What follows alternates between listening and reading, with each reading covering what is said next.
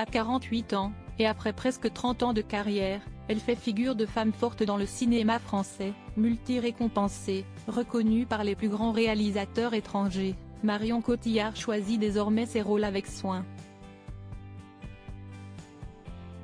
Il faut dire qu'elle a vécu certaines expériences déplaisantes, par le passé, qui l'ont poussée à s'affirmer.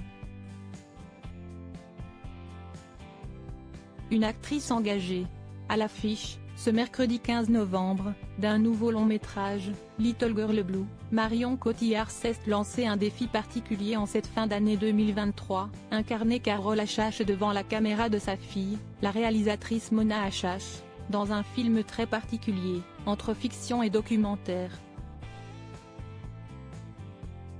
Mais surtout tenter de raconter le passé difficile de cette femme, victime notamment d'agressions sexuelles dans les années 70 et 80. Autrice, celle-ci s'est finalement suicidée en 2016 et c'est au travers de ces photos que la réalisatrice et l'actrice ont pu replonger dans son histoire. Mais au travers de sa vie, c'est un combat qu'elles ont décidé de mener, celui pour le droit des femmes, loin d'être terminé. D'ailleurs, Marion Cotillard, pendant sa longue et fructueuse carrière, a elle aussi été confrontée à des comportements inappropriés, comme elle l'a confié à Nice Matin ce mercredi. Il y a beaucoup d'hommes que j'ai dû repousser et remettre en place.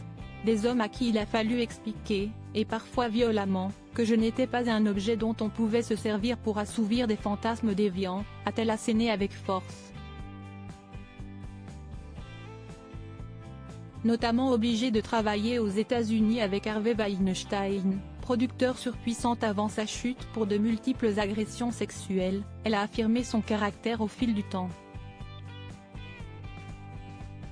Éprouver sa force dans ses projets, toujours minutieusement choisis, sur mes choix artistiques, j'ai eu la chance qu'on m'offre des rôles d'une grande complicité en sachant qu'il y a toujours une faiblesse chez quelqu'un de fort et une force qui sommeille chez quelqu'un de faible, a-t-elle remarqué. Tout, un combat de plusieurs générations, un combat qu'elle mène aussi pour ses enfants, nés de son histoire d'amour avec Guillaume Canet, et notamment sa cadette, Louise, qui n'a que 6 ans et demi mais qui pourrait bien suivre ses traces dans quelques années.